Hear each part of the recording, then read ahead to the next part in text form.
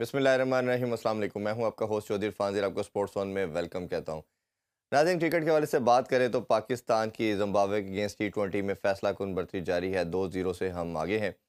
तीसरा मैच आज खेला जाएगा और 4 तब्दीलियां की जा रही हैं और उसमें ओबियसली जो ऑब्जेक्टिव यही है कि नए बच्चों को भी चांस देना चाहिए। उसमें फैसल अकरम को आज अपॉर्चुनिटी दी जा रही, हसनैन हैं, इसी तरह अरफात मनहास की बात की जाए, साहबज़ादा फरहान है, ये चारों प्लेयर आज खेलेंगे। तो ये बड़ी खुशाइन चीज़ है कि आप नए बच्चों को डेवलप कर रहे हैं, उनको अपॉर्चुनिटी दे रहे हैं। बट मेरा मानना ये है कि थोड़ा ज़्यादा इनको रेगुलर चांसेस मिलने चाहिए, क्योंकि काफ़ी अरसे से इन बच्चों को वो अपॉर्चुनिटी नहीं दी गई जो वो ये डिज़र्व करते हैं। इस हवाले से अगर मज़ीद बात करें तो चैम्पियन ट्रॉफ़ी का डेडलॉक जो बरकरार है, और मेरे सोर्सेज़ के मुताबिक अभी एक आईसीसी की मीटिंग से पहले एक अपॉर्चुनिटी दी जाएगी पाकिस्तानी बोर्ड और बीसीसीआई को कि आपस में बैठ के अगर ये म्यूचुअली इस मसले को रिज़ॉल्व कर लेते हैं तो फिर शायद बोर्ड मीटिंग ना हो, और अगर नहीं करते तो फिर लास्ट ऑप्शन बोर्ड मीटिंग है जिसमें ओबियसली वोटिंग होगी। और मेरे सोर्सेज के मुताबिक सिर्फ दो एजेंडा हैं उसके। एक ये है कि आपने जो हाइब्रिड मॉडल है, पाकिस्तान को ऑप्शन दी जाएगी कि इसको एक्सेप्ट करें, और तीसरी ऑप्शन उनको दी जाएगी कि पूरा का पूरा इवेंट पाकिस्तान से बाहर शिफ्ट कर दिया जाएगा, क्योंकि पहली ऑप्शन पे तो मेरा ख्याल है कि बिल्कुल कंसीडर कहीं नहीं किया जा रहा है कि पाकिस्तान में कंप्लीट चैंपियन ट्रॉफी होगी। इसमें कई क्वेश्चन उठते हैं, क्या हमें प्रोएक्टिव होना चाहिए था, हमने डिले क्यों किया, क्या हम इस स्टांस पे कायम रहें, क्या अगर पूरा अगर वो बात करता है आईसीसी और बोर्ड मीटिंग के अंदर पाकिस्तान के अगेंस्ट फैसला आ जाता है तो क्या पाकिस्तान को इसको पुल आउट करना चाहिए या इंटरनेशनल कोर्ट ऑफ जस्टिस में जाना चाहिए। ये डिफरेंट ऐसे क्वेश्चन है जिसके ऊपर आज कोशिश करेंगे डिटेल में बात करें। हॉकी के हवाले से बात करें तो बड़ी उम्मीद थी कि पाकिस्तान इस दफ़ा टाइटल लेके आएगा, बट अनफॉर्चुनेटली उनको 5 के मुकाबले में 3 से शिकस्त हुई भारत के हाथों, और एक दफ़ा फिर वो सिल्वर मेडल हासिल कर सके। ये तीसरी दफ़ा ऐसा है कि पाकिस्तान टीम जो है वो टाइटल अपने नाम नहीं कर सकी और सिल्वर मेडल उन्होंने हासिल किया। इसी तरह टीन अंडर 19 जो बच्चे हमारे दुबई में जो एशिया कप खेल रहे हैं वो बड़ी शानदार परफॉर्मेंसेस दे रहे हैं। तीसरी विक्ट्री भी उन्होंने कंसेक्टिव हासिल की है, और ये बड़ा एक अच्छा साइन है कि हमारे बच्चे कंटिन्यूसली ज़बरदस्त परफॉर्म कर रहे हैं। इन तमाम अफेयर पे बात करेंगे और आज सीरीज़ के हवाले से भी बात करेंगे कि पाकिस्तानी का जो स्क्वाड अनाउंस किया गया है कल साउथ अफ्रीका के सीरीज़ के लिए, उसमें जिस तरह हमने कल जिक्र किया था प्लेयर्स के हवाले से, वो भी बात करेंगे कि क्या प्लेयर ऐसे थे जिनको इसका स्क्वाड का पार्ट होना चाहिए था, या जिनको अपॉर्चुनिटी दी गई, क्या वो डिज़र्विंग है। इन सब में आज बड़ी डिटेल में बात करेंगे। जो आज गेस्ट है वो बड़े स्पेशल हैं और मेरा ख्याल है इन तमाम अफेयर में बात करने के लिए सबसे आइडियल भी हैं। मैं बात कर रहा हूँ वन एंड ओनली हारून रशीद साहब की। अस्सलाम वालेकुम सर। वालेकुम अस्सलाम जी, बहुत-बहुत शुक्रिया थैंक यू आपको सो मच मुझे सर, मदऊ थैंक यू सो करने मच का। For your time. Haroon sir, हमेशा आपसे बात करके बड़ा अच्छा लगता है और बड़ा कुछ सीखने का मौका मिलता है। सबसे पहले मैं बात ज़रा चैंपियन ट्रॉफी की करना चाहूँगा। क्या आपके ख्याल में, जिस तरह मैंने इंट्रो में बात की कि पहली ऑप्शन तो अब ऑब्सलीट हो चुकी है, उस पे तो बात हो ही नहीं रही कि पूरी चैंपियन ट्रॉफी पाकिस्तान में होगी। लो के हमारे चेयरमैन साहब ने पहला लास्ट मंथ यही स्टांस रखा कि पूरी चैंपियन ट्रॉफी पाकिस्तान में होगी। अब मेरे सोर्सेज के मुताबिक दो ऑप्शन रह गई हैं। या तो इनको कहा जाएगा कि आप हाइब्रिड मॉडल एक्सेप्ट करें, क्योंकि फ्यूजन मॉडल तो भारत मान नहीं रहा। जो हमने कहा था कि जी 3 साल आप किसी भी न्यूट्रल वेन्यू पे खेलेंगे जब भी आपकी कंट्री में होगा, वो तो भारत भी नहीं मान रहा। और तीसरी ऑप्शन अगर वोटिंग होती है तो ये पूरे का पूरा चैंपियन ट्रॉफी को पुल आउट करने की भी बात की जाएगी। आपके ख्याल में अब फेस सेविंग क्या है, क्या पाकिस्तान को करना चाहिए? अदरवाइज तो ये रेवेन्यू भी जाता है, मैचेस भी जाता है, और आपने जो 14-15 अरब रुपया एक्सपेंस कर दिया अपने जितने भी तीनों स्टेडियम की अपग्रेडेशन और रेनोवेशन में, वो तो सारा का सारा डन एंड डस्टेड हो जाएगा। आपका क्या ओपिनियन है सर इस पे? माशाल्लाह जी, बहुत ही कॉम्प्रिहेंसिव सवाल है और इसमें बहुत सारे इसके पहलू हैं, तो मुझे एक-एक करके इसका जवाब देना पड़ेगा। सबसे पहले तो इंडिया का स्टांस। देखिए, इंडिया का स्टांस जो है वो कोई पहली मर्तबा नहीं है कि उन्होंने हमें कहा हो कि जी हम आपके यहाँ नहीं खेलना चाहते। इंडिया ने हमेशा से ये कहा है कि हम आपके मुल्क में नहीं आएँगे because of the security issues. एक यहाँ पर आके इंडिया को जो प्रॉब्लम हुआ वो ये हुआ कि उनके फ़ॉरेन ऑफ़िस में और बीसीसीआई में तज़ाद हो गया कि दोनों ने कहा कि जी बीसीसीआई कहती थी कि जी हमें गवर्नमेंट मना करती है, वेरएज़ गवर्नमेंट ने कह दिया कि जी बीसीसीआई जो है वो हमें कहती है कि सिक्योरिटी के खदशात हैं जिसकी वजह से हम नहीं जाते। तो इसलिए उनके यहाँ तो ये बहुत ही वीक पॉइंट था जो उन्होंने रेज़ किया और ये बता दिया कि वो हमसे झूठ बोलते रहे। क्योंकि ये पहली दफ़ा ऐसा नहीं हो रहा कि लोग हाइब्रिड की बात कर रहे हैं या पाकिस्तान को पुल आउट करने की बात कर रहे हैं। इससे पहले भी आपको याद होगा जी। कि नजफ़ सेठी के दौर में भी एक दफ़ा ऐसा हुआ था और हमको एशिया कप जो है वो हाइब्रिड मॉडल पे लेके जाना ही पड़ गया था। इंडिया ने उसको भी रिफ्यूज़ कर दिया था। तो अभी भी वही सिचुएशन है, इंडिया का स्टांस वही है, वो लोग यहाँ नहीं आना चाहते। पाकिस्तान ने इस बार बड़ा स्ट्रॉन्ग स्टांस लिया है। आई होप कि इसको वो कंटिन्यू कर सकेंगे या नहीं कर सकेंगे, ये मुझे थोड़ा-सा इश्यू है। उसका रीज़न ये है कि देखिए इसमें हाई स्टेक्स इन्वॉल्व हैं। पाकिस्तान को जो ये राइट्स मिले हुए थे, होस्टिंग राइट्स, वही तकरीबन $54 मिलियन के हैं। हुँ। और आपको पता है कि पाकिस्तान के जो इस वक्त हालात चल रहे हैं, जिस अंदाज में पाकिस्तान की जिस किस्म की कैपेसिटी है या मार्केट है, ये अमाउंट और प्लस जो अगर पाकिस्तान होस्ट करता है तो उसके साथ जो ब्रॉडकास्टिंग के जो भी शेयर इनको मिलना है, आईसीसी ने जो इनको शेयर देना है, ये सारी चीज़ें जो हैं वो फिर ये इस पे उस पे ज़रब आएगी। इंडिया को अपनी स्ट्रॉन्ग स्टांस का पता है। अब तो वैसे भी उनका अपना ही बंदा जय शाह जो है वो आईसीसी का हेड हो गया हुआ है। तो ऑब्वियसली जो जितने भी जो मेंबर्स हैं जिनका आपने जिक्र किया, वो थोड़ा सा अंडर द इन्फ्लुएंस तो होंगे। देखें, आपको पता है कि आईपीएल एक बहुत बड़ा इवेंट है जो कि इंडिया में होता है और दुनिया भर के ममालिक से जो है वो क्रिकेटर्स वहाँ जाते हैं और हुँ। आईसीसी ने ही इंडिया को आईपीएल की एक विंडो भी दी हुई है। जी। सो इससे आपको अंदाजा हो जाता है कि इंडिया की पोजीशन आईसीसी में कितनी स्ट्रांग है। सो बावजूद इसके कि हम जितना मर्जी प्रेशर डाल दें, उसका कोई फर्क हमें उनको पड़ने वाला नहीं है। लेकिन मैं एक चीज जरूर जानता हूं कि पाकिस्तान की जो अहमियत है ना, उसका अंदाजा आईसीसी को भी है, इंडिया को भी है। हुँ। आप पाकिस्तान इंडिया के मैचेस निकाल दें, जितने भी इंटरनेशनल इवेंट्स हैं, उनका रेवेन्यू एकदम से गिर जाएगा। ब्रॉडकास्टर्स जो हैं वो इसलिए आईसीसी के इवेंट्स उठाते हैं या इंडिया के इवेंट्स उठाते हैं कि उनको उसमें पाकिस्तान इंडिया के मैचेस नजर आते हैं। ऐसे ही पाकिस्तान है। इंडिया का मैच का मतलब है कि सेल आउट। आपके हुँ। 5 मिनट में पूरे टिकट ग्राउंड के बिक जाते हैं और उसके बाद जो स्पॉन्सर्स की लाइन लग जाती है वो आपके सामने खड़े हैं कि जी हमें बताएं कहाँ स्पॉट है, हम अपना आपको देना चाहते हैं, ये करना चाहते हैं। सो ये इशू है कि पाकिस्तान के पास सिर्फ एक प्लस पॉइंट है, वो ये है कि अपनी अहमियत को मनवाने के लिए अगर वो कुछ गंवाना चाहते हैं, in terms of these $54 million या इसके अलावा और जितने आएंगे, तो अब सिर्फ देखना ये है कि क्या पाकिस्तान ये बर्दाश्त कर सकता है या नहीं। सो ये मुझे लगता है कि जो पॉइंट ऑफ डिस्कशन होगा पीसीबी में वो यही होगा कि क्या करना चाहिए और क्या नहीं करना अच्छा चाहिए। सर, अब इंडिया थोड़े ने जो स्टेट में पॉसिबिलिटीज है उन पे बात कर लेते हैं। जिस तरह जी ब्रॉडकास्टर की आपने बात की, मेरा मानना ये है कि सबसे बड़ा फैंस के अलावा अगर सबसे बड़ा कोई स्टेक होल्डर है तो वो ऑब्वियसली ब्रॉडकास्टर भी है। जो लास्ट वर्ल्ड कप हुआ वो जी बहुत बड़ा डिजास्टर था उनके लिए। स्वाय क्योंकि मैं जी यूएसए में था, पाकिस्तान इंडिया के मैच के अलावा किसी मैच के लिए ना फैंस आए कंप्लीट स्टेडियम के अंदर, ना उसकी व्यूअरशिप मिली, सिर्फ एक मैच की व्यूअरशिप मिली। और पाकिस्तान क्योंकि जल्दी बाहर हो गया तो फिर उसके बाद तो पूरा जो टूर्नामेंट था, इवेंट ही था, वो भी एक लॉस के अंदर ही गया। तो आपका जो अपना अभी आपने भी जिक्र किया, एक तो उनका कितना प्रेशर होगा क्योंकि 90 डेज भी लैप्स हो चुके हैं, और दूसरा लेट्स सपोज जिस तरह आपने कहा कि पाकिस्तान पुल आउट कर लेता है और पाकिस्तान की टर्म्स एंड कंडीशन नहीं मानी जाती, तो ब्रॉडकास्टर का प्रेशर आईसीसी पे उन पे कितना पड़ेगा? और ये क्या आपके ख्याल में ऐसी चीज़ इवेंट कर पाएंगे, क्योंकि 80% तो शेयर भारत ही दे रहा है और मेरे सोर्सेज के मुताबिक भारत कह रहा है कि हमारा जो 90% जो है स्पॉन्सर्स हैं वो भारत के हैं। तो कोई फ़र्क नहीं पड़ता अगर पाकिस्तान इस बात को नहीं मानता तो आप करवाएं। तो आपका क्या ओपिनियन है इस पे? देखिए, इसमें सबसे बड़ी चीज ये है, इसमें कोई शक नहीं है कि इंडियन स्पॉन्सर्स ही हैं हर जगह के ऊपर, दुनिया भर में जहां जहां भी क्रिकेट ब्रॉडकास्टर भी होती है इंडिया का ही है। वहाँ। लेकिन आप जी ब्रॉडकास्टर्स के लिए भी मैं यही हम्म। कह रहा हूँ। देखिए, लेकिन जहां इंडिया पाकिस्तान का मैच नहीं है, अहमदाबाद लाख बंदा जो है वो मैच देख रहा था आपका वर्ल्ड कप का।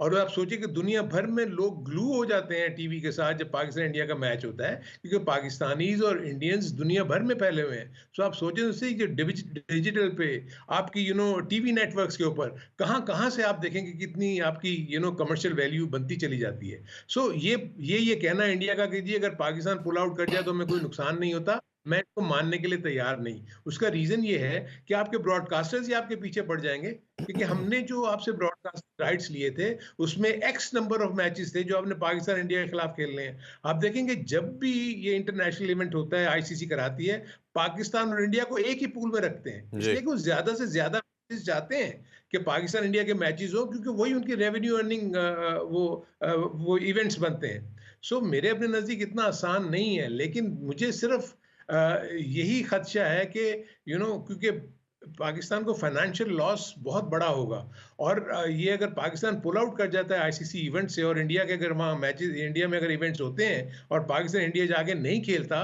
तो मैं ये मान ही नहीं सकता कि आईसीसी जो है वो वरिड नहीं होगा या इंडिया वरिड नहीं होगा। सो ऑब्वियसली अगर तो आपने अब तगड़ा बन के आना है, और जिस तरह मोहसिन नकवी साहब जो है हर जगह यही कह रहे हैं कि हम अपने स्टांस से पीछे नहीं हटेंगे। देखिए, क्रिकेट अपनी जगह पे है। एक्चुअली क्रिकेट को डिप्राइव कौन कर रहा है? इंडिया। इट्स जी। Not we. इंडियंस हैं जो कि डिप्राइव कर रहे हैं पाकिस्तान और इंडिया की क्रिकेट को। सो मेरे अपने नज़दीक इस चीज़ को जो है वो देखना चाहिए। तो अब आपके ख्याल में सर इसका सोल्यूशन क्या नज़र आता है? क्योंकि अभी मैं जिस तरह बताया शुरू इंट्रो में कि मेरे सोर्सेज में के मुताबिक एक अपॉर्चुनिटी दी जाएगी वोटिंग से पहले दोनों कंट्रीज़ को, कि आप इसको एमिकेबली बैठ के सॉल्व कर लें, इसको सॉर्ट आउट कर लें। अगर नहीं होता तो मैटर फिर जो है वोटिंग पे जाएगा, और वोटिंग में बड़े क्लियर दो एजेंडे रखे जा रहे हैं। एक तो यह है कि चैंपियन ट्रॉफी पाकिस्तान से बाहर पूरी की पूरी शिफ्ट होगी, और दूसरा पाकिस्तान को ऑप्शन दी जाएगी, या वो कहा जाएगा कि हाइब्रिड मॉडल पे क्या आप एक्सेप्ट करते हैं कि नहीं। तो जो भारत फ्यूजन मॉडल की या कॉन्ट्रैक्ट की बात है, वो तो भारत ने डिनाइल दे दी है। तो आपके ख्याल में आप अक्लमंदाना रैशनलिज्म का तकाजा क्या है पाकिस्तान को, क्योंकि आप इतने सालों से क्रिकेट को देख रहे हैं, हर पोस्ट पे ऑलमोस्ट आपने काम किया, तो आपके ख्याल में क्या बनता है इसमें डिसीजन पाकिस्तान का? कि मेरे अपने नज़दीक अगर तो पाकिस्तान को किसी भी सूरत में होस्टिंग राइट्स तो रिफ्यूज़ नहीं करने चाहिए। होस्टिंग राइट्स तो पाकिस्तान के होंगे, और अगर पाकिस्तान में होता है तो पाकिस्तान में फाइनल भी होना चाहिए। हाइब्रिड के मैं उसके मॉडल पे जाने के लिए भी तैयार हो जाऊंगा कि ठीक है जी, इंडिया के मैचेस आप वहाँ कर दें। लेकिन जहाँ इशू यहाँ ये आ रहा है कि हम अगर इंडिया के मैचेस बाहर कर देते हैं, तो जो पाकिस्तान का स्टांस है कि फिर आईसीसी इवेंट्स में जो इंडिया में होंगे, उसमें पाकिस्तान इंडिया में नहीं खेलेगा। इशू सिर्फ ये है। हम्म। तो मेरे अपने नज़दीक अगर पाकिस्तान अपना स्ट्रॉन्ग स्टैंस लेता है, तो ना आईसीसी पाकिस्तान को निकाल सकती है, और ना इंडिया पाकिस्तान को कोई नुकसान पहुंचा सकती है। और ये जो वोटिंग का जो सिलसिला है ना, इसमें पुल आउट करने वाली तो बात ही नहीं है। इसमें सिर्फ यही होगा कि ठीक है जी, आप पूरा का पूरा इंटायर टूर्नामेंट जी। बाहर ले जाएं, लेकिन पाकिस्तान, अगर कोई ये समझ रहा है कि पाकिस्तान के बगैर चैंपियंस ट्रॉफी हो जाएगी, सो विच इज़ नॉट पॉसिबल। सो मेरे अपने नज़दीक पाकिस्तान के बगैर चैंपियंस ट्रॉफी नहीं हो सकती।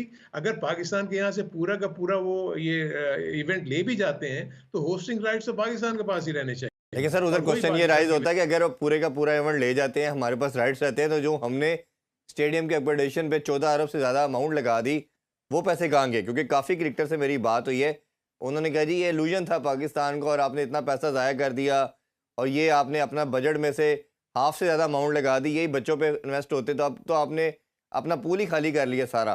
तो आपके ख्याल में ये करवाना मस्ट रिक्वायर्ड था, या आपके ख्याल में थोड़ा सा अर्जेंसी के अंदर जाके आपने इल्यूजन के अंदर सारा पैसा लगा दिया? नहीं, नहीं, देखिए, मैं इस बात को मानने के लिए तैयार नहीं हूँ। आपके जो स्टेडियम्स थे ऑलरेडी आउटडेटेड हो चुके थे। हम्म। आपके जितने भी स्टेडियम्स हैं वो मॉडर्न डे क्रिकेट की रिक्वायरमेंट को पूरा करने के काबिल ही नहीं थे।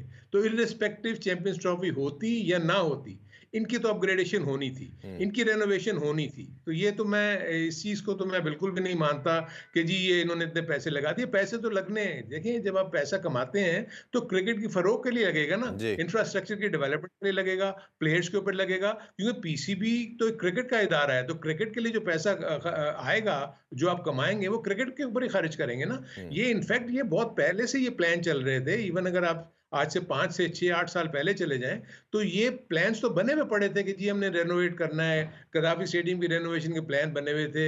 नेस्पैक से बहुत सारी मीटिंग्स हो चुकी थी। इसी तरह कराची का स्टेडियम जो है वो बनना था। क्योंकि अब आप देखें ना, फर्क क्या है कि पाकिस्तान के जो स्टेडियम्स हैं, अब वो उस तरीके से केटर नहीं कर सकते इंटरनेशनल मीडिया को। जी। अगर हमारे यहाँ कोई भी इवेंट होता है, आपके ड्रेसिंग रूम जो है 32-32 या 40-40 बंदों को केटर करने के काबिल नहीं है, क्योंकि हमारे बने हुए उस वक्त के जब 15 टीमों का स्क्वाड होता था, 15 मेंबर्स का स्क्वाड होता था, 2 मैनेजर होते थे, दैट्स इट। हम्म। एक एक ड्रेसिंग रूम में 15 बंदे बैठते थे। अब एक जी। ड्रेसिंग रूम में तकरीबन 30 से 35 बंदे बैठते हैं। हम्म। सो ये वो इश्यूज थे जो कि पाकिस्तान के जो क्रिकेट स्टेडियम्स थे, उनको तो अपग्रेड करना ही करना था हर हाल में। सो ये तो चीज और बहुत इवन उस अच्छी चीज है। टेरिटरी इससे के आपको अंदर आपने होटल्स भी बनाने हैं 5 स्टार, इसके ऊपर भी अगला प्लान तो ऑब्वियसली ये भी है कि ताकि सिक्योरिटी का मसला भी हल हो, जो पूरा सिटी आपको कॉर्डन ऑफ करना पड़ता है वो भी मसला हल हो जाएगा। अब अगर इसमें लास्टली ये जी। पॉइंट पे बात करें कि मोहसिन नकवी एक ब्लेसिंग इन डिस्गाइज वाला मामला भी है कि अगर वो सिक्योरिटी की बात करते हैं, दोबारा डिस्कशन आती है तो वो इंटीरियर मिनिस्टर भी हैं और वो उसमें हर तरह की सिक्योरिटी के लिहाज से इनको आंसर कर सकते हैं। तो आपके ख्याल में अगर ये दोबारा पॉइंट राइज करते हैं वो और उसमें रेज करते हैं, और अभी जिस तरह उन्होंने मेरे सोर्सेज के मुताबिक अभी जो रिसेंट लास्ट मंथ 24 नवंबर को इंसिडेंट हुआ इस्लामाबाद में, उसको कोट किया जा रहा है, तो क्या आपके ख्याल में वो आइडियल पर्सन नहीं है सब कुछ एक्सप्लेन करने के लिहाज से?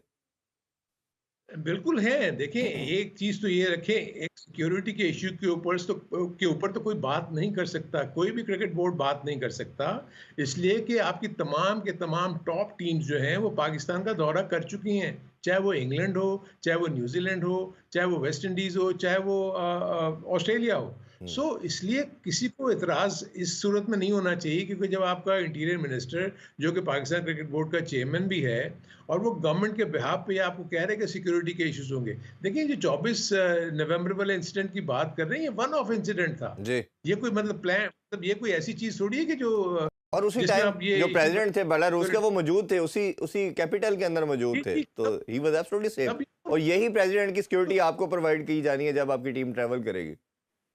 ये कोई एक्सक्यूज नहीं है, ये कोई एक्सक्यूज नहीं है। लेकिन जहां तक आप ये बात कर रहे हैं कि जी पाकिस्तान क्रिकेट बोर्ड होटल्स अपने स्टेडियम्स के इर्द गिर्द बनाना चाह रहा है, which is not a bad idea. अब उसमें सिर्फ ये कमर्शियल वायबिलिटी देखनी होगी कि क्योंकि वो जो टीमें आती हैं तो हार्डली 10 से 15 दिन की एक्टिविटी वहाँ होती है। उसके बाद जो remaining part of the year है, उसमें वहाँ से कमर्शियल वैल्यू क्या बनेगी, क्या नहीं बनेगी, वो एक इशू है जिसको ये देखना होगा कि क्या वो वायबल होगा, कि बाकी जो रिमेनिंग पीरियड है उसमें भी वो अर्न कर सके या कुछ ना कर सके। सो ये तो डिफरेंट इशू है। लेकिन मेरे अपने नज़दीक इंफ्रास्ट्रक्चर के ऊपर जो पैसे लग रहे हैं, इसको आपको चैंपियंस ट्रॉफी के साथ नहीं मिलाना चाहिए। बिल्कुल। अच्छा, थोड़ी सी बात हम अभी करंट टीम के हवाले से बात कर लेते हैं। आई बिलीव कि हमारी टीम हमेशा अच्छा परफॉर्म करती आई है, बट एक साल का जो टेन्योर था वो बड़ा हॉरिबल था हमारी क्रिकेट के लिए, और शायद उसमें फ़ैन इतने मायूस हुए कि उनका कनेक्शन भी दूर हो गया, क्योंकि वो डिफ़ीट हुई जो हमने पास में कभी नहीं देखी। यूएसए से हारना, आयरलैंड से हारना, बांग्लादेश से हारना, अफ़गानिस्तान से हम हारे पहली दफ़ा। ये सब कुछ वो हुआ जो बड़ा कंटिन्यूटी के साथ हुआ। बट ऑब्वियसली जब एक बुरे टाइम के बाद थोड़ा अच्छा टाइम आया, नई मैनेजमेंट आई, हमें लगा कि हम टेस्ट सीरीज़ भी जीते इंग्लैंड के अगेंस्ट, ओडीआई भी सीरीज़ जीते, अभी जिम्बाब्वे से भी जीत चुके हैं। आपके ख्याल में ये डायरेक्शन ठीक किस तरह हुई? क्या ये वन मैन शो हुआ, आकिब जावेद और उनकी टीम आई उससे हुआ, या हमने जो कैप्टनसी का थोड़ा सा कोर चेंज किया, या आपके ख्याल में जो एक सीनियर प्लेयर का लॉट थी उसको रेस्ट दिया गया, बाहर बिठाया गया, उससे एनवायरनमेंट थोड़ा सा चेंज हुआ? आप किसको क्रेडिट देते सबसे ज़्यादा? देखिए, सबसे पहले तो मैं क्रिकेट फैंस को ये बताना चाहता हूँ कि अगर आप पिछले 5 से 8 सालों का टेन्योर देखेंगे ना, तो उसमें पीसीबी स्टेबल रहा ही नहीं। हम्म, अगर आप देखेंगे तो कितने ज़्यादा चेयरमैन चेंज हुए, कितनी ज़्यादा सिलेक्शन कमेटीज़ चेंज हुई, कितनी मर्तबा कैप्टन चेंज हुए। तो जब इस किस्म के हालात हों तो स्टेबिलिटी नहीं आती। नहीं, आई थिंक कैप्टन तो फर्स्ट चेंज नहीं टाइम हुआ, है कि कैप्टन तो सर बाबर ही रहा, बाकी सब कुछ आपकी बात ठीक है, नहीं, नहीं, एग्री नहीं, करता हूँ। बाबर को चेंज भी किया हाँ, था। वो आखिरी ऐसा इस नहीं साल है कि किया नहीं। जाके, हाँ जी। हाँ, जी हाँ, बिल्कुल चेंजेस तो हम्म, आई हैं ना। हम्म, इवन आप तो वर्ल्ड कप के दौरान ही आपने अनाउंस कर दिया जी। था कि जी बाबर चेंज हो जाएंगे वर्ल्ड कप के बाद। हम्म, सो उससे क्या हुआ कि उसमें प्लेयर्स का कॉन्फिडेंस लेवल गिरता चला गया। और ये भी एक बात जो कही चली जा रही थी कि जी ये एक ग्रुप बना हुआ है और वो डोमिनेट करता है, नए प्लेयर्स को आने नहीं देता। और उसके बाद जो जो जो हमने अपॉइंटमेंट्स की, यानी हमने कोचेस की जो अपॉइंटमेंट की, इन सारी चीज़ों की जो अपॉइंटमेंट की, वो बगैर सोचे समझे की। कि किसी ने कह दिया इसको ले लें, हाँ जी ले लें इसको, किसी ने कह दिया बी को ले लें इसको। ऐसा नहीं है। आई थिंक अगर तो क्रिकेट बोर्ड ने जो इस वक्त पहला जो एक वाइज डिसीजन लिया है मेरे अपने नज़दीक, वो है आकिब जावेद की अपॉइंटमेंट। उसका रीज़न ये है कि आकिब जावेद वाहिद वो पाकिस्तानी क्रिकेटर है जिसने ग्रास रूट लेवल के ओवर से कोचिंग शुरू की है, हम्म, जिसने एकेडमीज में बैठ के कोचिंग का पूरा सिलसिला जो है वो देखा हुआ है। वो अपने पूरे डोमेस्टिक के क्रिकेट के ढांचे को जानता है। इवन जो रीजनल सिस्टम है, वो भी आकिब जावेद उस टास्क फोर्स का हिस्सा थे जिसने ये रीजनल सिस्टम बनाया था। सो मेरे अपने नज़दीक ये बहुत ही सही डिसीजन था। सेकंड, जो आकिब के लिए सबसे बड़ी प्लस पॉइंट है, वो ये है कि आपका जो क्रिकेट चेयरमैन है, ये जो आपका पीसीबी है, वो 3 से 4 साल कहीं नहीं जा रहा, इसलिए कि ये वाहिद इलेक्टेड चेयरमैन है जो 3 साल तक कंटिन्यू करेगा। इसलिए इसमें जिसमें जितने भी अपीवल्स आएंगे ऊपर नीचे होना, वो ये क्रिकेट बोर्ड बर्दाश्त करने की सकत रखता है। वेयर आप देखेंगे पहले जो आ रही थी वो मैनेजमेंट कमेटीज होती थी, एडॉक अपॉइंटमेंट्स होती थी कि जी आपने इलेक्शन करवाने हैं, आप 60 दिन के लिए आ जाएं, आप 90 दिन के लिए आ जाएं। बाय दैट टाइम वो 90 दिन कंप्लीट होते थे तो वो सेटअप चेंज होकर नया सेटअप आ जाता था। हम्म, उनको टास्क दिया जाता था कि जी आप इलेक्शन करवा लें। फिर जो बीच में 4 साल का पीरियड आया था जिसमें आपकी पूरी डोमेस्टिक क्रिकेट का ढांचा ही तब्दील हो गया था। जी। यानी 2018 में जो नया कॉन्स्टिट्यूशन आने के बाद 5 टीमों का जो कॉन्सेप्ट था, वो तो मतलब वो तो पनप ही नहीं सका ना। हम्म, इसलिए कि बगैर सोचे समझे जब वो उसको लाया गया तो वो एज पर वो कंपनीज एक्ट वो रजिस्टर ही नहीं हो सके, क्योंकि हर हम्म। प्रोविंस का अपना अपना अलग वो सिलसिला था रजिस्ट्रेशन का प्रोसेस। सो वो एक तो बहुत बड़ा फेलियर हुआ जिसकी वजह से पाकिस्तान की क्रिकेट नीचे गई। वो भी एक रीजन था जिसकी वजह से आपने जो इनकंसिस्टेंट परफॉर्मेंस देखी।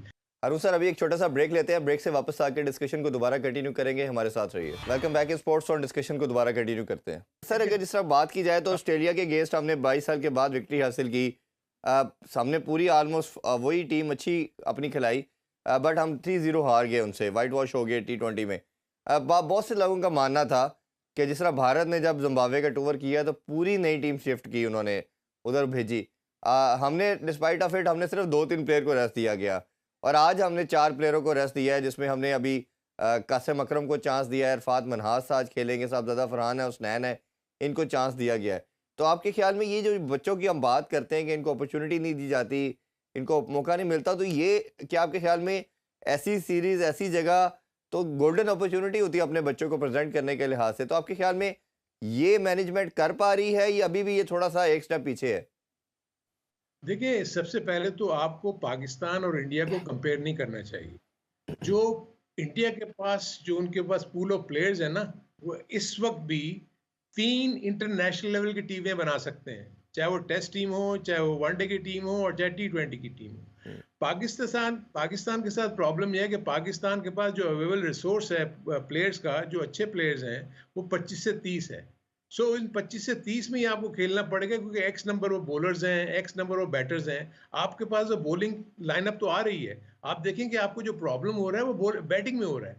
ये चीज अच्छी हुई कि ये जैसे जिम्बाब्वे की अगर आपको सीरीज मिली, डेफिनेटली इसमें आप अगर यंग लड़कों को मौका देंगे तो वो तो परफॉर्म करेंगे ही ना। हम्म, आपने जिम्बाब्वे को खेलते हुए देखा, उनको आइडिया ही कुछ नहीं है।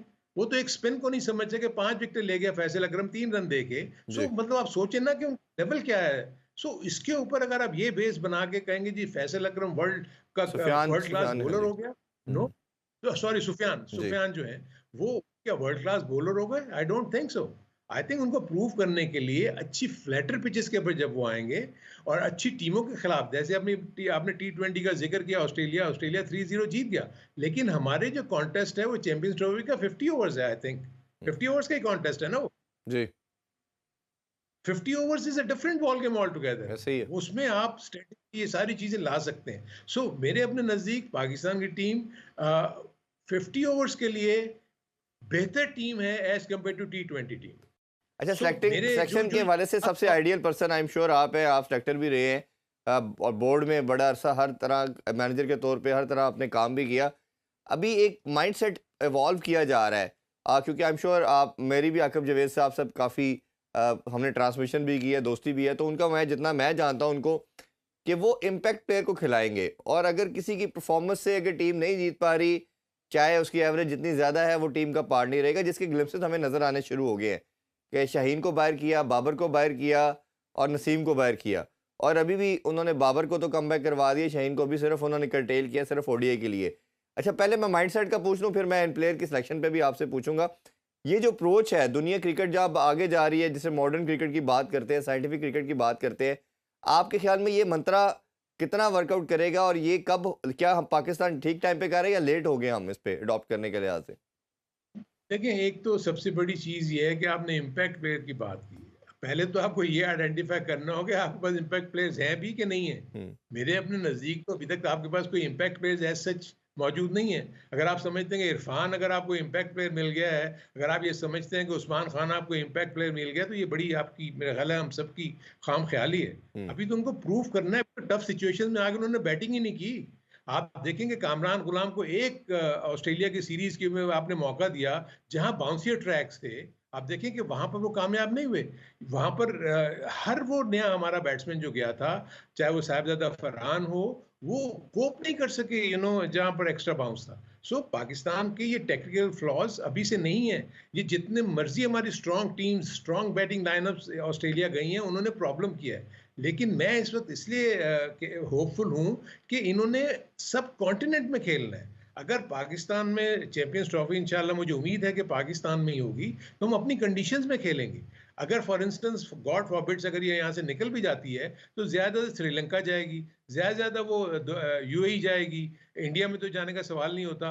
लोग ये बात करें south Africa, I don't think so कि इतनी जल्दी आप साउथ अफ्रीका में इतना बड़ा हम्म। जो है ये इवेंट लेके जा सकेंगे। सो पाकिस्तान के पास विन विन सिचुएशन है। पाकिस्तान चैंपियंस ट्रॉफी अपनी ही कंडीशन में खेलेगा। इसलिए ये जितने भी मैंने नए प्लेयर्स के नाम लिए हैं, ये एक्सेल कर सकते हैं यहाँ पर। साइम अयूब अच्छा ग्रो कर रहा है, बट स्टिल आप देखें कि कंसिस्टेंसी नहीं है।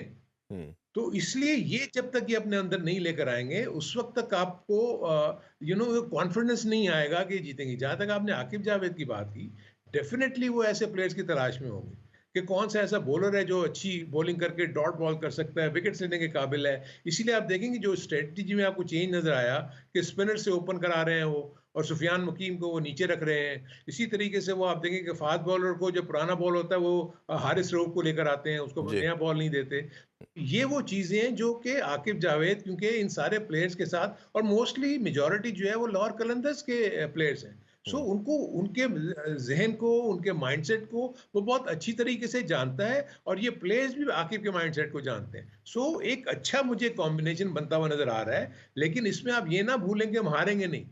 हम हार भी सकते हैं, और बिल्कुल उसमें लेकिन एक हार का मसला तो आपको फेयरलेस क्रिकेट खेलनी है। अच्छा, मैं थोड़ा सा प्लेयर के हवाले से आपसे ज़रूर ओपिनियन लेना चाहूँगा। बाबर आजम से स्टार्ट कर लेते हैं। बाबर आजम को रेस्ट दिया गया, अभी फिर दोबारा जिम्बाब्वे के अगेंस्ट भी रेस्ट दिया गया। एक बहुत ज़्यादा डिबेट होना शुरू हो गई। मैं क्रिकेटर को कोट कर रहा हूँ, मैं आम पब्लिक की बात नहीं कर रहा। काफ़ी क्रिकेटर ने कहा कि बाबर आप परफॉर्म करेगा तो रहना चाहिए, अगर वो नहीं करेगा और अपने 80-100 बनाएगा तो पाकिस्तान के लिए वो बेनिफिशियल नहीं हो सकते। और ये कहीं न कहीं मैसेज रिजवान के लिए भी है, मेरे सोर्सेज के मुताबिक। उसको भी ये कहा गया है कि अब आपने इनिंग्स खेलनी है तो वो तेज़ खेलनी है, वो पहली चीज़ आप माइंड से निकाल दें। आपके ख्याल में इन दोनों का क्या फ्यूचर है, और ये क्या हार्श स्टेटमेंट है, या आपके ख्याल में ये वक्त की रिक्वायरमेंट है? अब पाकिस्तान को टाइटल जीतने हैं, ये इंडिविजुअल परफॉर्मेंस से अब एक स्टेप आगे आना है? देखिए, ये सिर्फ एक ही सूरत में हो सकता है कि क्या आपके पास बाबर का रिप्लेसमेंट आ गया, क्या आपके पास रिजवान का रिप्लेसमेंट आ गया।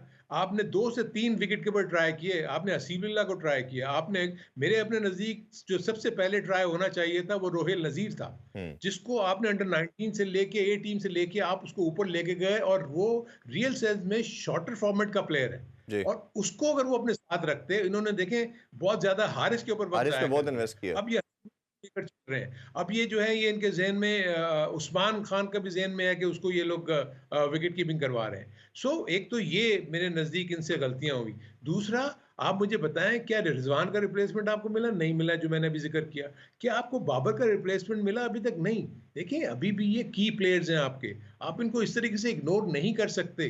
आप, ये मैं मानता हूं कि जब बाबर और रिजवान ओपन करने जाते थे तो 12 से 13 ओवर्स ये खेल जाते हैं, और क्योंकि आउट नहीं होते, और आस्किंग रेट जो है वो, यानी जो रन रेट है वो इतना अच्छा नहीं होता, ये 5 या 6 या 7 के ऊपर छोड़ के चले जाते हैं, और बाद में एक्सपेक्ट करते हैं कि नीचे वाले आके जो है वो हुँ। रन करें। लेकिन उसके बाद आप देखें, तो क्या, जब आपने चेंजेस की, तो क्या जो नए आने वालों ने आपको कोई ब्रिस्क स्टार्ट दिया? नहीं, ऐसा कुछ नहीं हुआ। एक आध मैच में आपने देखा होगा कि साइम अयूब चले, लेकिन आपकी हर दूसरे तीसरे ओवर के बाद विकेट गिर जाती है। और उसके बाद ये आपका, फिर आप अपना पिछला मैच ही अगर आप जिम्बाब्वे का देखें, अगर आखिर के 3 ओवर में 40-50 रन निकाल दें, तो आप 125 पे खड़े थे, आप जी। 115 पे खड़े थे 17 ओवर में। इसलिए मैं कह रहा हूं कि बड़े गौर से देखना होगा कि हम बहुत जल्दी अपने की प्लेयर्स को देखें ना। कोहली ने कितने दिनों के बाद जाके 100 किया। ऐसे ही। क्लास जो है ना, वो परमानेंट होती है, उसको आप इतनी जल्दी, एक्चुअली आप कोई नहीं ये समझ रहा कि आपने बाबर के माइंड से खेल दिया। एक चेयरमैन आपको ड्यूरिंग द टूर्नामेंट कह रहा है कि मैं बाबर को कप्तानी से हटा दूंगा। आप मुझे बताएं, मैं एज ए कैप्टन वहां खेल रहा हूं, और मुझे ये इतला आ रही है कि भाई तुम अगले अगले टूर्नामेंट में कैप्टन नहीं होगे। आप मेरे माइंड का आलम तो देखें, साइकोलॉजिकली मैं कहाँ खड़ा हूँ। हम्म। सो आई थिंक ये माइंड गेम्स जो है ना, ये सोचने अब चाहिए। अभी एक छोटा सा ब्रेक लेंगे, ब्रेक से वापस आके टीम सिलेक्शन के हवाले से मजीद डिस्कशन को कंटिन्यू रखेंगे हमारे साथ। Welcome back in sports on, discussion के सिलसिले को आगे बढ़ाते हैं। अच्छा, थोड़ा सा मैं फास्ट बॉलिंग के हवाले से भी आपका ओपिनियन चाहूँगा। शाहीन पे आपने बहुत इन्वेस्ट किया, नसीम पे बहुत इन्वेस्ट किया, ये आपके की प्लेयर भी रहे, बट इंजरी के बाद जैसे ही कुछ पेस उनका नॉच ड्रॉप हुआ, हमने देखा कि एक्स्ट्रा ऑर्डिनरी रन कंसीड करने शुरू कर दिए। खासतौर पे T20 में तो हमने देखा नसीम और शाहीन बहुत रन देते हैं, रिसेंट पास में हम देख चुके हैं। इसी तरह अगर हम देखा जाए तो टेस्ट में इनकी जो इम्पोर्टेंस थी वो भी ग्रेजुअली पेस ड्रॉप होने के बाद डिक्लाइन की तरफ जाना शुरू होगी कि विकेट्स नहीं ले पा रहे दोनों ही। शाहीन को तो अब उन्होंने T20 और टेस्ट दोनों में निकाल दिया, अब्बास को चांस दिया गया। और अब्बास शायद एक ऐसा बॉलर था जो एक वाइड बॉलर पाकिस्तान के पूरे सर्किट में जो एक गुड लेंथ के एरिया को हिट करता था। तो आपके ख्याल में ये इंक्लूजन कैसा है, और ये शाहीन के लिए और नसीम के लिए क्या फ्यूचर आप देखते हैं कि क्या ये थोड़ा सा जो रेस्ट फेज है इससे निकल के बेहतर आएंगे, या आपके ख्याल में ये प्रेशर बिल्ड होगा और मीर हमजा और ये खुरम शहजाद जो बच्चे आ रहे हैं ये आके इनकी जगह रिप्लेस कर सकते हैं? देखिए, 2-3 चीज़ें इसमें हैं। सबसे पहली चीज़ तो ये है कि मुझे ये बताएँ कि कौन-सा फ़ास्ट बॉलर ऐसा है दुनिया भर में जो कि टी20 में मार नहीं खाता? क्योंकि देखिए वो फ्लैट सर्फेसेस बनी हुई होती हैं, वहाँ हम क्या एक्सपेक्ट करें कि जो सर ये बॉलर आके बुमराह नहीं आउट कर खाता देगा। वैसे, अब मैं वैसे बताऊं, इस तरह जिस तरह हमारे बॉलर खाते हैं, बुमराह नहीं खाता, कमिंस नहीं खाता, एक्सेप्शनल। शाह नहीं खाता, वुड आप नहीं एक खाता। देखिए, एक आध आप एक्सेप्शन की बात कर रहे हैं। जी। आप स्टार्क को ले लें, आप जितने भी ऑस्ट्रेलियन फास्ट बॉलर ले लें, चाहे आप इंग्लैंड के फास्ट बॉलर ले लें, चाहे आप वेस्ट इंडीज के फास्ट बॉलर ले लें, it's not that. What I mean to say is कि वेरियस फॉर्मेट में आपको वेरिएड स्किल्स का इस्तेमाल करना होता है। जी। दूसरा जो आपने टेस्ट क्रिकेट में ड्रॉप की बात की, इनकी उसकी शाहीन की। पेस की और इन सब हम्म, चीज़ों की। देखिए, बदकिस्मती ये है कि हमारे जो फास्ट बॉलर्स हैं वो क्लास क्रिकेट नहीं खेलते। जब तक आप फर्स्ट क्लास क्रिकेट नहीं खेलेंगे, आपका एंड्योरेंस लेवल, आप उनकी डेवलपमेंट, ये सारी चीज़ें उस वक़्त होंगी कि जब आप एक-एक दिन में 18 से 20 ओवर करेंगे। आप सिर्फ़ टेस्ट मैचेस खेलते हैं, आप फर्स्ट क्लास क्रिकेट नहीं खेलते। इसलिए आपकी जो आदत फर्स्ट क्लास क्रिकेट में बननी चाहिए, वो लेके वो ऊपर जाते हैं। आप जितने भी दुनिया के क्रिकेटर्स को आप देखेंगे, the moment they leave their test cricket या उनका वो सीज़न ऑफ होता है, वो जाके फर्स्ट क्लास क्रिकेट खेलते हैं। जी। सो ये एक जो है, जो सबसे ज़्यादा ज़रूरी है कि आप अपने बॉलर्स को देखें।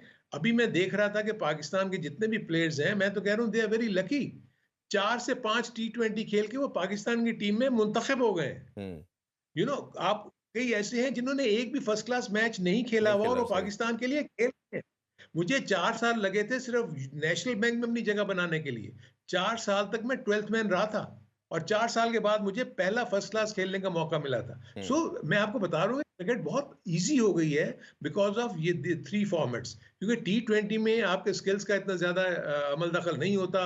आपने 2-4 हिटें मार दी, 1-2 मैच आपने जिता दिए और उसके बाद आप जो है वो टीम का मेंबर बन जाते हैं। अच्छा, जैसे आपने इसी तरह आप देखें ना। ये फंडामेंटल की बात की कि आपने डोमेस्टिक में जाके परफॉर्म करना है, तो मेरा ख्याल है ये सारे फंडामेंटल सब मानते हैं, बट एग्जीक्यूशन का मसला है। दो प्लेयरों की बात करना जी। चाहूंगा, एक इमाम की और एक हाँ, शादाब की। दोनों को जब ड्रॉप किया गया वो गए परफॉर्म कर रहे हैं, खासतौर पे इमाम तो हाईएस्ट रन गेटर है अभी तक कायदन ट्रॉफी में। तो आपके ख्याल में जी। इमाम के ऊपर क्या प्रेशर है, उसको भी फिर सेलेक्ट नहीं किया गया, और जहाँ दूसरी तरफ शान मसूद के ऊपर भी प्रेशर है, उनके भी सेंट्रल कॉन्ट्रैक्ट में लिखा गया है सब्जेक्ट टू कैप्टनसी। आपके ख्याल में, और जो मेरे सोर्सेज के मुताबिक कि इन दोनों में टाई है, अगर वो क्योंकि कैप्टन है इस वजह से टीम में खेल रहे हैं, और आपके ख्याल में लगता है कि अगर इस सीरीज़ में शान मसूद नहीं रन करते और मुश्किल सीरीज़ है और टीम पाकिस्तान सीरीज़ भी हार जाती है, तो आपके ख्याल में शान मसूद को रिप्लेस कर जाएंगे इमाम उल हक?